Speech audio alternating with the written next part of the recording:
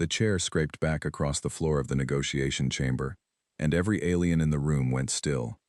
I had not raised my voice. I had not slammed a fist on the table.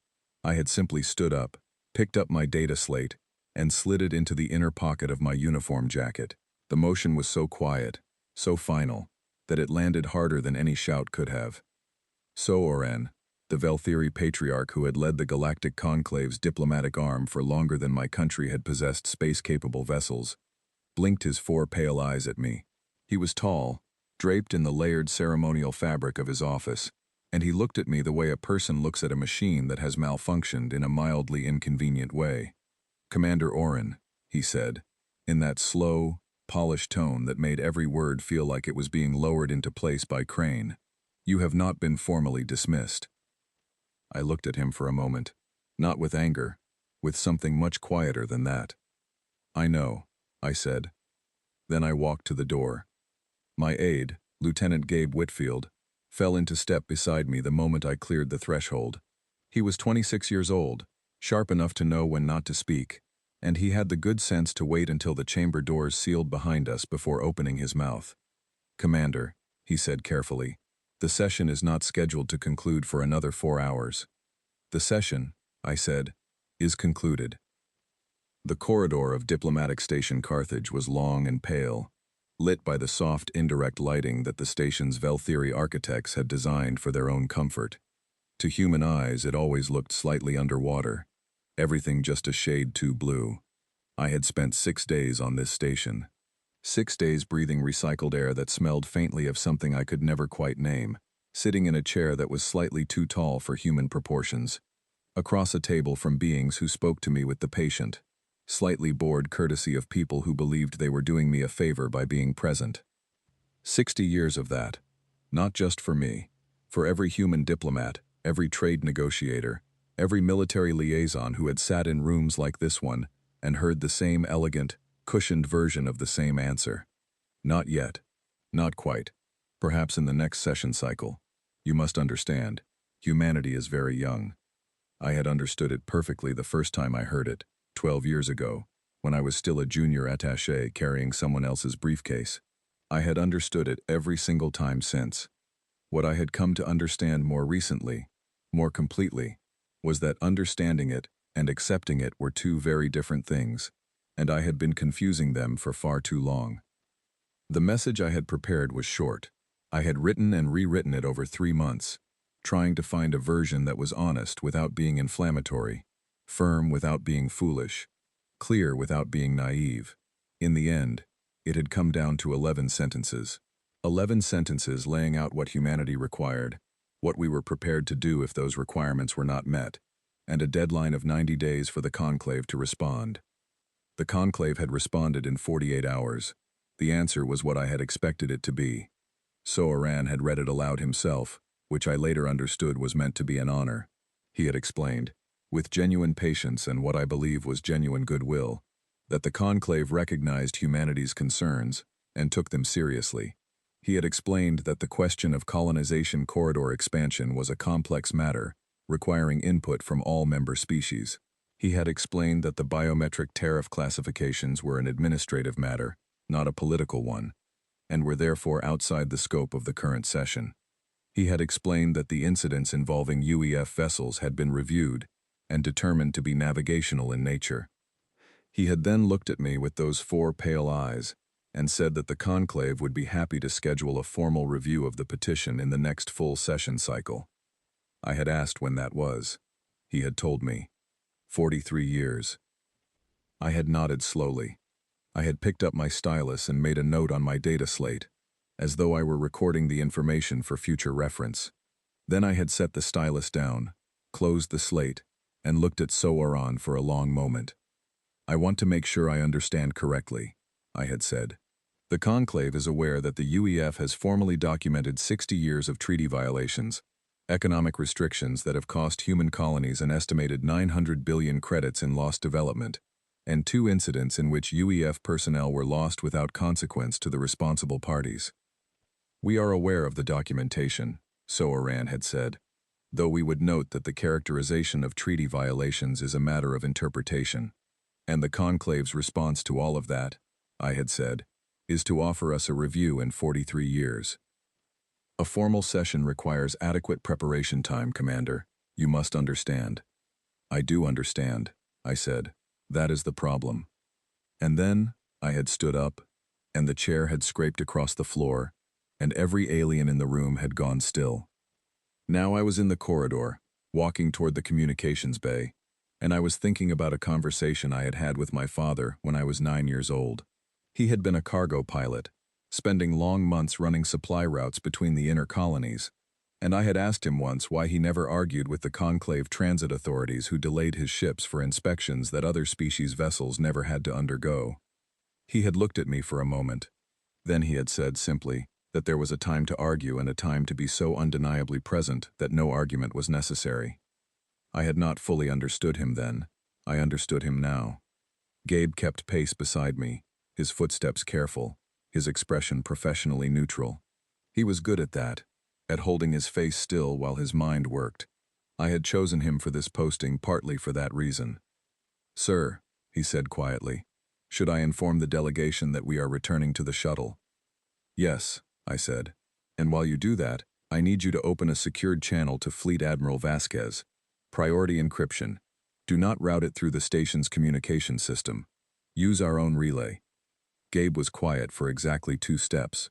"Understood," he said. "When you have the channel established, I need you to send one line," I said. "No preamble, no context, just the line." "Of course. What is the line?" I stopped walking. We had reached the end of the corridor, where a wide viewport looked out into the black. Somewhere in that black, invisible at this distance, were the 3 systems the Conclave had assigned to humanity as our permitted colonization corridor.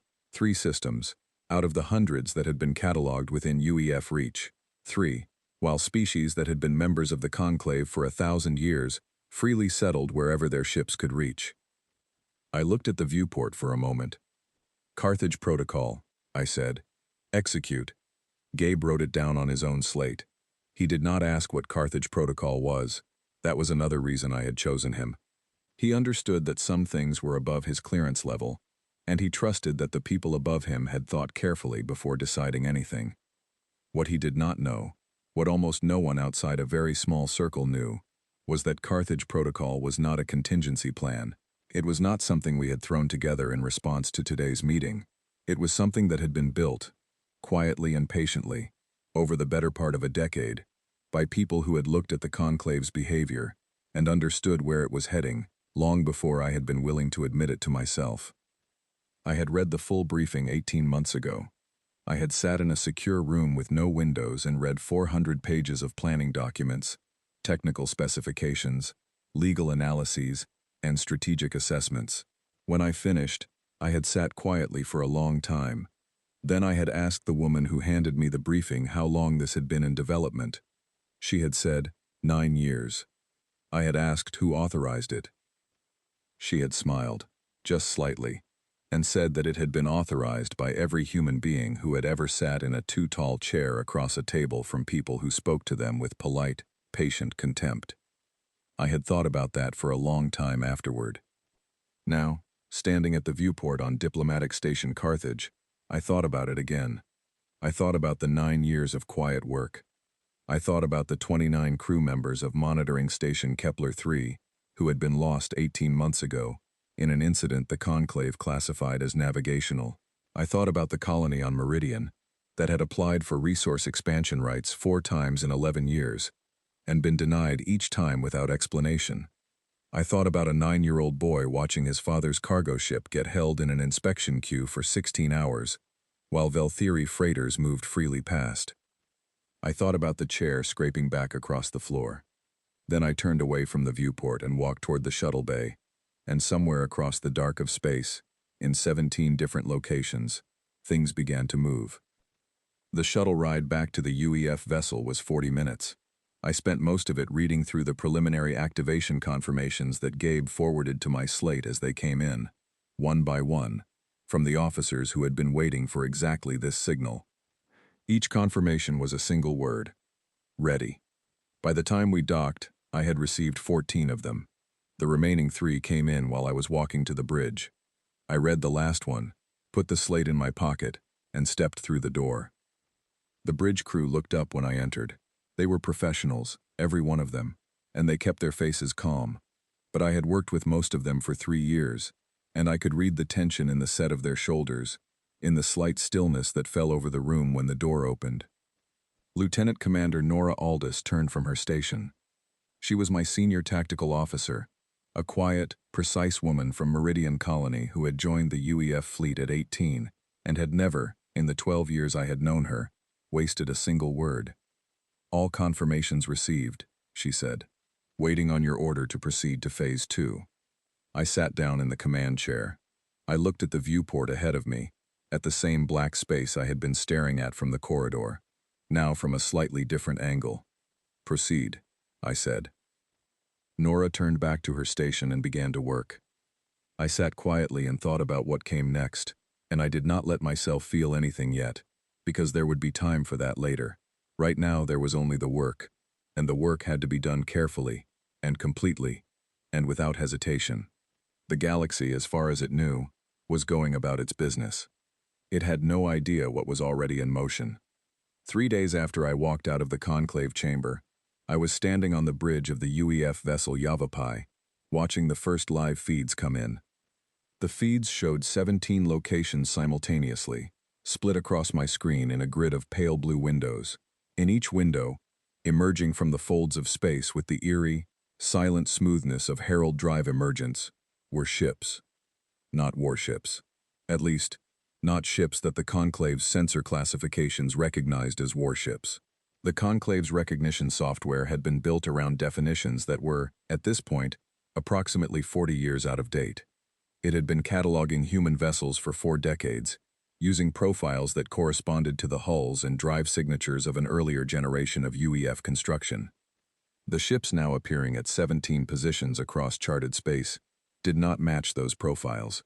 They were larger, quieter, and shaped differently, built in facilities that the Conclave had cataloged as commercial freight yards, which they were. They also built other things. Commander Len Parrish, my chief of operations, stood beside me watching the feeds.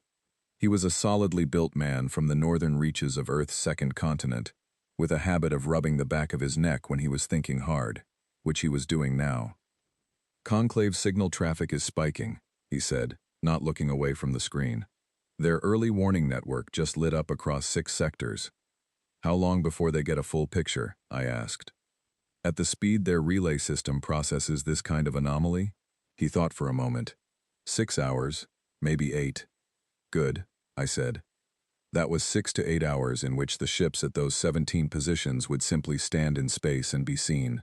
No weapons active, no aggressive positioning, simply present, in UEF-registered systems and transit corridors, in numbers that had not been present yesterday. I had reviewed the legal framework with our senior counsel, a meticulous woman named Dr. Petra Voss, who had spent 11 years doing nothing but reading every document the Conclave had ever produced. I had asked her, before any of this began, whether what we were doing was defensible under Conclave law. She had pushed her reading glasses up her nose and given me the particular look she reserved for questions she found obvious. "The Conclave Charter, Article 41, Paragraph 9, she had said, explicitly permits member species to maintain a defensive military presence within claimed territory and recognized transit corridors. There is no upper limit specified on the size of that presence. There is no requirement to notify the Conclave in advance. There is no clause restricting the type of vessel that may be used, provided it is registered to the member species in question." I had asked if anyone had ever actually used this provision before. She had said, "The Doran, 3,000 years ago, during the border dispute with the Velthiri, the Conclave ruled in their favor." I had thought about that. The Doran, who were the oldest member species and who had, in the time since, developed a reputation for careful, very long-term thinking. "Has anyone read that ruling recently?" I had asked. Petra had smiled. It was the smile of someone who had been waiting for that question for a long time. "Our legal team completed a full review 14 months ago," she said. "It was thorough." Now, watching the feeds, Watching the ships stand quietly in their positions across 17 locations, I thought about that ruling.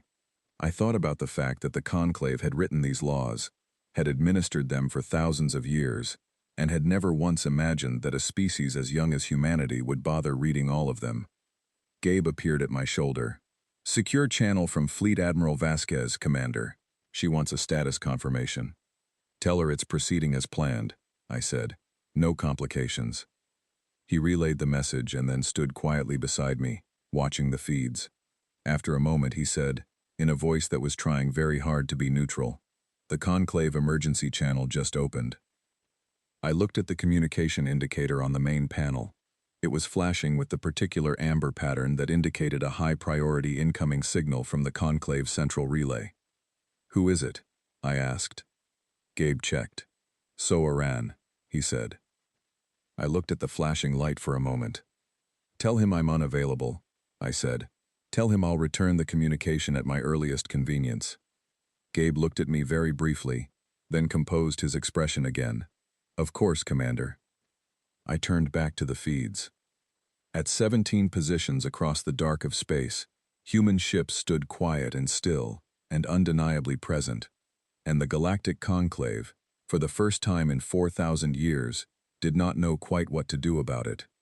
I thought about So-Oran's voice, that slow, crane-lowering cadence, telling me that humanity had been generously accommodated.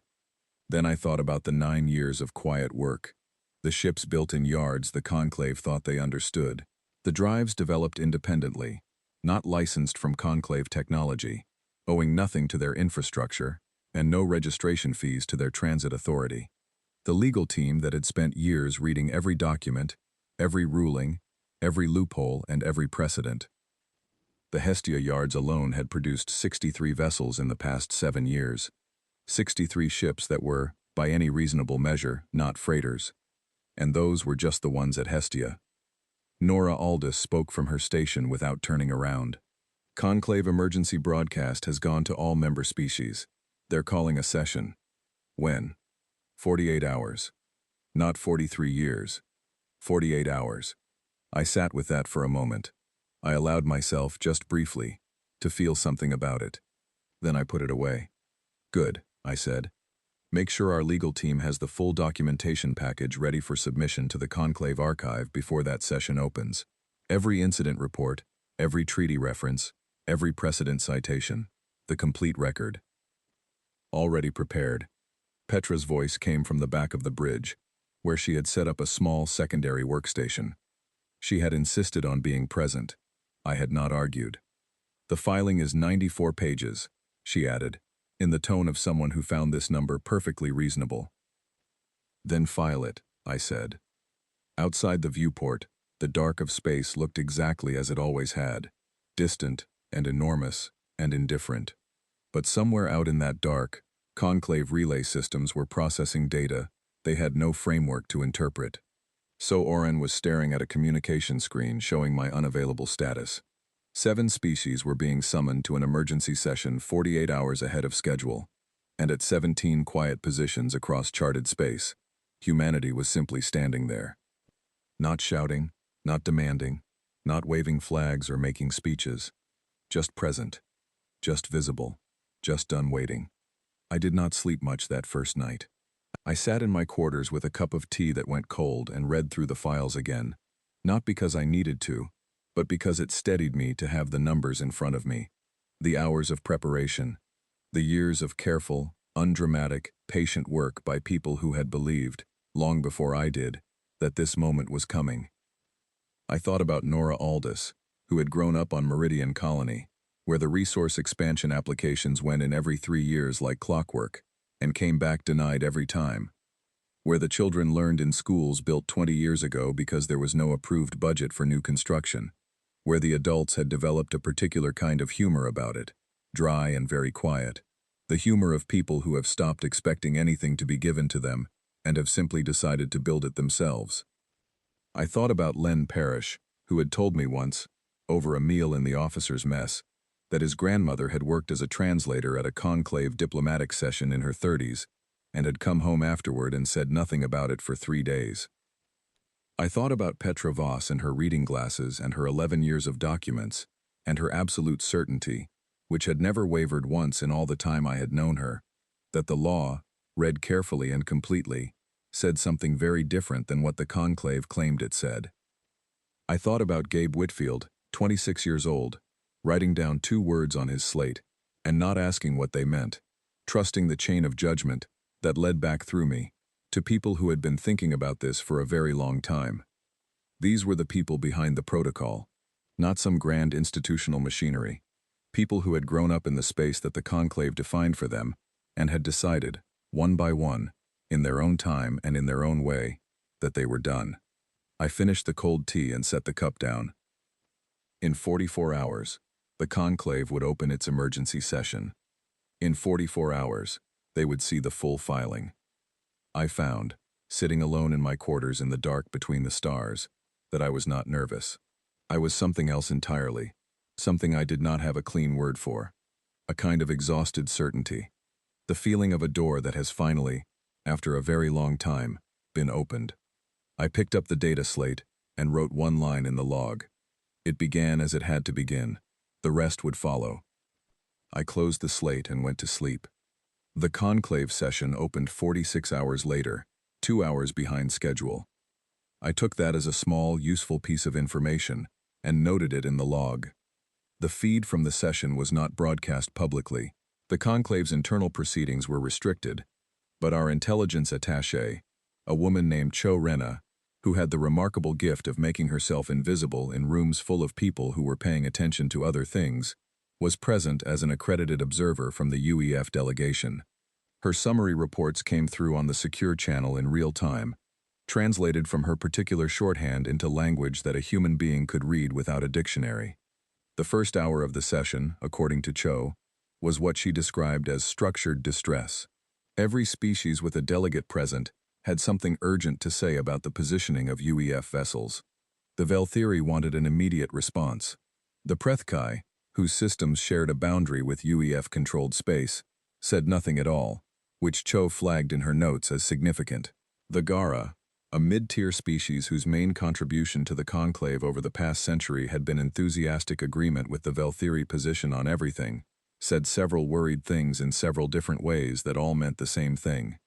The Doran said very little. The Doran were the oldest member species. They were a slow-moving, chemically communicating collective organism that most of the galaxy found deeply difficult to talk to, partly because of the communication speed difference, and partly because the Doran had been present long enough to find almost everything slightly familiar. They had watched 7 species rise to galactic prominence. They had watched 3 of those species fade. They operated on timescales that made 43-year review cycles feel impatient. What the Doran said, in the second hour of the session, according to Cho's translation, was the following. The documents submitted by the UEF delegation to the archive should be read before any response is formulated. That was it. No elaboration, no recommendation, just that. In an ordinary session, the Doran's contribution to any debate was considered weighty but slow, and their suggestions were heard respectfully before being set aside in favor of faster deliberation. In this session, after the Doran spoke, there was a pause of 11 minutes before anyone else said anything. Cho noted in her report that this was unusual.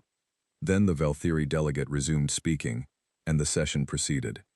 What it proceeded toward, over the following hours, was the thing I had been watching for, not a resolution, not a decision, something more interesting than either of those things. Fracture, the first visible lines of disagreement between species that had, in public, presented a unified position toward humanity for 6 decades. The Velthiri wanted to classify the fleet positioning as an act of provocation and call for a collective response. 3 of the smaller member species supported this, in varying degrees of firmness. The Doran voted against the classification, offering no further explanation. And then something happened that Cho flagged with 2 exclamation points in her notes, which was the most visible sign of excitement I had ever seen her display. The Prethkai delegate spoke. The Prethkai had 7 systems that shared boundary proximity with UEF space. They had long been the species most likely to have direct, regular contact with human civilians, traders, and colonial administrators. They had also, historically, been the most consistent supporter of the Conclave's restrictions on human expansion, because their own territorial interests were directly affected by where humanity was and was not permitted to go. What the Prethkai delegate said was this. The Prethkai requested a recess to review the documentation filed by the UEF delegation before committing to a formal position. There was another pause. Cho estimated it at 7 minutes. Then Soaran called the recess. I read Cho's report twice. Then I forwarded it to Petra Voss and asked her what she thought. Petra's response came back in 11 minutes. It was 3 sentences long. The first sentence said that the Prethkai's request was unexpected. The second said that it was significant. The third said that she believed the documentation was working. I set the slate down on my desk and looked at the viewport. Outside, the stars were quiet and very far away, as they always were. I thought about 94 pages of careful, complete, undeniable documentation. Every incident, every treaty reference, every precedent citation. 60 years of a record that no one in the Conclave had ever been asked to look at all at once before, laid out in sequence, referenced against their own laws, made impossible to misinterpret. We had not built our case in this room, at this moment. We had built it over a decade, page by page, ruling by ruling, entry by entry, in the quiet work of people who understood that the most important arguments are often the ones that have already been won by the time they are made. The session resumed 3 hours later. The vote to classify the fleet positioning as provocation failed. 3 species voted in favor. The Doran voted against. The Prethkai abstained. Several others, seeing which way the room was going, softened their language, or found procedural reasons to delay their own position. Soaran requested a direct communication with me immediately after the vote. This time, I accepted. His face appeared on the secure screen in my quarters. He looked, for the first time since I had met him, like a person dealing with something he had not prepared for. His 4 pale eyes were steady, but there was something different in the set of his expression. "Commander Oren," he said. "So, Oran," I said. He was quiet for a moment. In that way he had, as though words were being assembled somewhere internal before being sent out. Then he said, "I would like to understand what the UEF intends." I had thought about this conversation a great deal. I had thought about what I would say, about whether I would let the exhaustion show, about whether there was any point in explaining things that should not have needed to be explained. In the end, I kept it very simple. "We intend to be here," I said. "We have always intended to be here. The difference is that we are now making sure it is visible." He was quiet again. "The fleet positioning," he said carefully, "is being read by some members as a threat." "I know," I said. "We are in legally registered positions, within our own territory, and recognized corridors, as permitted under Article 41, Paragraph 9 of the Conclave Charter. The same provision the Doran used 3,000 years ago, and which the Conclave upheld." Soaran did not respond immediately. The pause was longer than usual, and in that pause I heard something I had not heard in 6 days of sitting across tables from Conclave representatives. Uncertainty. "I see that the legal team has been thorough," he said finally. "Very," I agreed. Another pause. "What would the UEF require?" he said slowly. "To consider a path toward formal renegotiation of the current framework." I had waited 12 years to hear someone in his position ask that question. I had imagined, in various moments of tiredness or frustration, what it would feel like. I had imagined feeling triumphant, or vindicated, or relieved. What I actually felt was very tired, and very steady, and absolutely clear. "The UEF requires that the renegotiation begin immediately," I said. "Not in 43 years, not in the next session cycle. Now. And it requires that the discussion begin from the documentation we have filed, not from a position that those incidents did not occur." Soaran looked at me for a long moment. "That is a significant request," he said. "Yes," I said, "it is." I let the silence sit. I did not fill it. I had spent too many years filling silences in rooms like this one, softening positions, finding compromise language, making it easier for the other side to say nothing while appearing to say something. "Not anymore." Soaran nodded, slowly. I will take this to the session, he said. I know you will, I said. The screen went dark. I sat in my chair for a long moment. Then I picked up the data slate and opened a new log entry.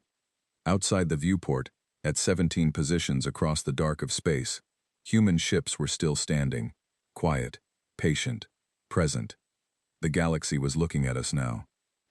For the first time, it was really looking. The Prethkai made their move on the 4th day. I had expected it. Cho had flagged their unusual silence in the session as something to watch, and I had been watching. When the signal came in at 0340 ship time, I was already awake, sitting in my chair with a mug of tea that was still warm, which meant I had made it recently, which meant some part of me had known something was coming and had not bothered to sleep through it. The signal was a priority alert from Commander Daryl Haig, who was overseeing the UEF position in the Kepler-78 system. Kepler-78 was one of our permitted systems, home to a small monitoring station and a colony of just over 4,000 people, mostly scientists and their families, the kind of quiet frontier community that spent its days cataloging stellar phenomena and its evenings complaining about the supply schedule. The alert was brief. Prethkai Border Flotilla, 17 vessels, had crossed into Kepler-78. They had not broadcast a navigation explanation. They had not responded to the station's hailing frequency. They had instead targeted the monitoring station directly and destroyed it in under 8 minutes. 29 crew. I read the alert. I read it a second time. I set the mug down. Then I opened the command channel and said, in a voice that I kept very level, Nora, there in bridge, now. She was there in 4 minutes. I showed her the alert. She read it without expression, which was how I knew she was doing what I was doing, which was making herself stay very still while something enormous happened inside. Orders? She said. I thought about the 29 crew. I thought about their names, which I did not yet know, and which I would make myself learn one by one. I thought about 4,000 people on a colony who had just watched their monitoring station go silent. I thought about what my father had said, about the time for certain things. Full engagement authorization, Kepler-78 sector, I said. Defensive perimeter first, then close the distance. Nora went to work. What followed was not a glorious engagement. I want to be clear about that, because the word glorious has a way of attaching itself to things that do not deserve it. What followed was a fight, fast and loud and real, in a system that was home to 4,000 people who had done nothing except exist in a place that someone else had decided to strike. The Herald Drive gave our ships an ability the Prethkai flotilla could not fully account for. We could move through fold space in intervals short enough that their targeting systems were always slightly behind the position they were tracking. It was not an invulnerability. It was an advantage, and advantages in a fight are not certainties. They are edges, and edges have to be used correctly by people who are frightened and tired and working very fast. Daryl Haig was all three of those things. I know because I spoke with him afterward. At the time, he was doing his job, which was directing the response with the calm, focused competence of someone who is trained for exactly this scenario and is now discovering that training and reality are the same shape but different weights. The Prethkai flotilla fought. I want to be clear about that too, because some things deserve to be said plainly. They were not incompetent, they were not cowards, they were a military force operating under orders from a government that had made a decision, and they carried out their engagement with skill and determination, and the full weight of a species that had been a spacefaring civilization for 800 years. It was not enough. Within 6 hours, the Prethkai flotilla was gone. 11 vessels destroyed, 4 disabled and drifting, 2 that had turned and run at maximum drive and were not pursued. 14 vessels on our side sustained damage of varying severity. 3 were unable to continue operations under their own power. Our casualties were not 29, but they were not 0. I read those names too. I read every name before I did anything else, sitting in my chair with the casualty report on my slate, and I read them slowly, and I did not stop until I reached the end. Then I opened the command channel. Nora, I said, I want a second fleet positioned at the edge of Prethkai sovereign space by 1800 hours. Not inside it, at the edge, visible, waiting. Understood, she said. No weapons active, I said. No aggressive positioning, just present. A brief pause. Understood, she said again. I closed the channel and sat with the casualty report for another moment. Then, I opened the archive system and pulled up the documentation file that Petra Voss had spent 11 years building. I found the section on the 2 previous incidents involving UEF vessels, the ones the Conclave had classified as navigational. I read the entries one more time. Then I opened a message to the Conclave Assembly. Not to Soaran, to the full Assembly, every member species, every delegate. I wrote it myself, without help, which was unusual for a communication of this kind, and I kept it very short. It was not a demand. It was not a threat. It was a statement. The UEF had responded to an unprovoked strike on a permitted system. We had done so within our legal rights as a conclave member. We had not crossed into Prethkai sovereign space, and we would not do so while a diplomatic path remained open. One UEF fleet was currently positioned at the Prethkai border, unarmed and waiting, as a demonstration that we were capable of restraint. We were extending an offer of immediate negotiation to the Prethkai government. We were extending a reminder to the full Conclave Assembly that the documentation in the archive covered 60 years of a pattern that had now produced this moment. And we were making clear, as plainly as language permitted, that humanity was not going away. I signed it with my name and rank, and sent it before I could think too carefully about the wording, because I had learned that some documents gain nothing from more consideration. Then I called Cho Reyna. I need you in the Assembly Observer seat when the session reopens, I said. I want to know what the Dorans say. Cho's voice was calm and professional, as always. Of course, Commander. Is there anything specific you're watching for? I thought about the Doran, oldest members of the Conclave, watchers of rising and fading species, beings who operated on timescales that made everything else feel hurried. Whatever they choose to say, I said. All of it. She acknowledged and signed off. Len Parrish appeared in the doorway of my quarters. He had been awake since the alert. I could tell from the specific tiredness around his eyes, and he was holding a data slate with the latest signal traffic summary. He was also, I noticed, rubbing the back of his neck. Conclave emergency signal traffic is at levels they haven't recorded in 200 years, he said. Not exaggerating. 200 years. I looked at him for a moment. Good, I said, which was not quite what I meant, but was as close as I could get right then. He set the slate on the desk and left without another word, which was the right thing to do. I sat alone in the quiet of my quarters, and I thought about 29 names I was still learning, and a colony of 4,000 people in a system that was ours, that had always been ours, that was ours now in a way that could no longer be managed away by a polished voice and a 43-year review cycle. Then I thought about the second fleet sitting at the edge of Prethkai space, quiet, waiting, weapons cold. Humanity had not crossed that border. I thought it was important that the galaxy understand why. Not because we could not because we were afraid, but because we had decided, a long time ago, before any of this began, that the way we chose to do this mattered as much as the outcome, that we were not going to become the thing we had spent 60 years resisting, that whatever the Conclave had made of us in its classifications and its tariff codes and its 43-year review cycles, we knew what we were, and we intended to remain it. I opened the log and added one line. Kepler 78 secured. Fleet holding at Prethkai boundary. Waiting. Then I closed it and went to find Nora on the bridge, because there was more work to do, and work, in the end, was what we had. 3 months after Kepler 78, I sat down at a table that was the right height.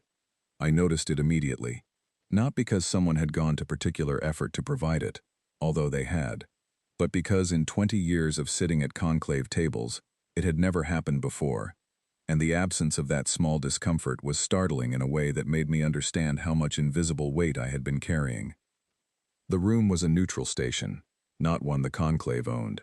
It had been selected by a joint committee, one of the first genuinely joint committees humanity had ever participated in, rather than been invited to as an observer. The walls were a plain pale gray. The lighting was set to a spectrum that worked for everyone present. The chairs were proportioned to accommodate 5 different species, including ours. I was the first to arrive. I sat down and put my data slate on the table, and looked at the empty chairs around me, and thought about what it had taken to get to this room. The others arrived over the following 20 minutes. The Doran representative came last, slow and enormous, and smelling of something ancient that our translators had been trying to accurately render for 3 years. It settled into its space at the far end of the table, and was still. On my left was a Prethkai junior minister, named something that our translator rendered as Vel Sec Oran. He was young by his species' reckoning, which meant he had been assigned here by a government that was distancing itself from the decisions of its previous administration. I did not hold this against him. He had sent me a private message 2 days before this session, asking if I would be willing to speak with him informally before the formal opening. I had said yes. We had spoken for 40 minutes about things that had nothing to do with the agenda, and by the end of it I had the sense of a person who was genuinely trying to understand something rather than simply represent a position. That was more than I had hoped for.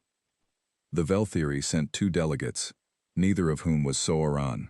His absence was not explained officially. Cho Rena, who had been present at everything, told me privately that Soaran had requested reassignment to internal affairs 6 weeks ago, shortly after the conclave had voted to open formal renegotiation proceedings with the UEF. I thought about that. I did not think about it for very long.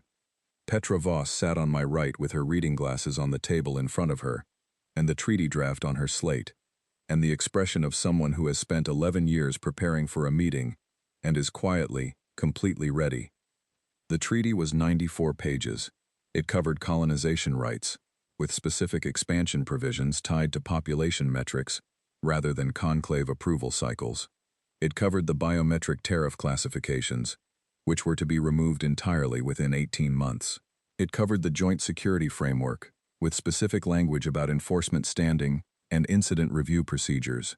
It covered a formal censure record for the documented incidents of the past 60 years, which was not punitive, but was permanent, and which the conclave had agreed to enter into the official archive. It did not cover everything. I had known it would not. A document that covered everything is not a treaty. It is a wish, and wishes are not worth the pages they are printed on.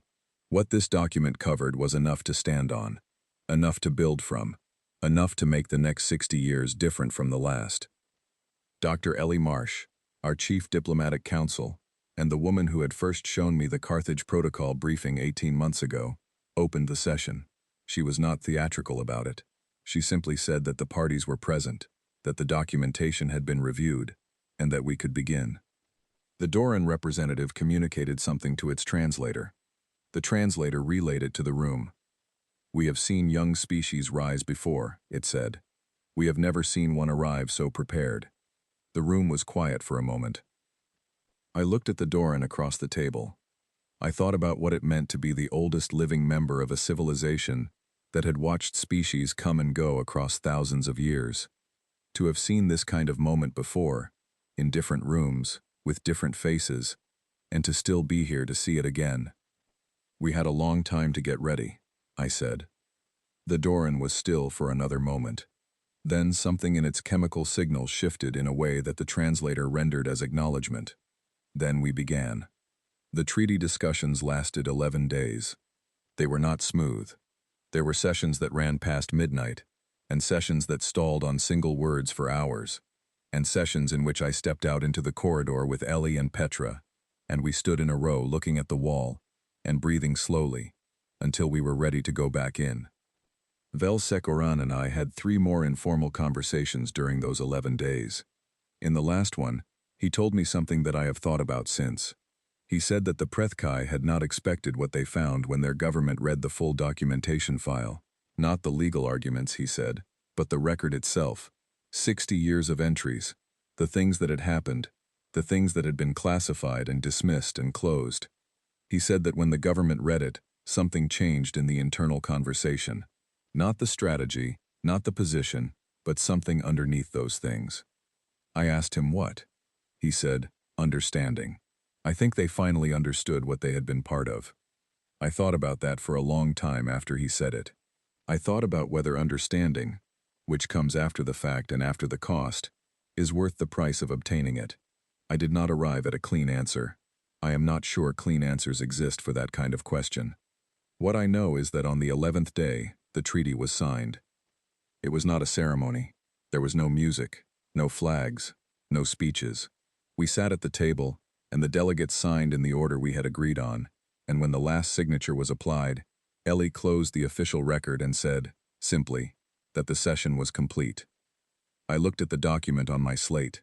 94 pages, 11 years of legal work, 60 years of a record that had finally been made to mean something. I thought about the monitoring station at Kepler 78, and the 29 names on the casualty report that I had made myself learn before I did anything else that day. I thought about Nora Aldis growing up on Meridian Colony and filling out resource applications every 3 years. I thought about Len Parrish's grandmother, who had come home from a diplomatic session and said nothing for 3 days. I thought about a 9-year-old boy watching his father's cargo ship wait in an inspection queue while other ships moved freely past. I thought about a chair scraping back across the floor of a negotiation chamber and every alien in the room going still. That evening I sat alone in my quarters on the Yavapai and wrote the final entry in the mission log. I did not write anything grand.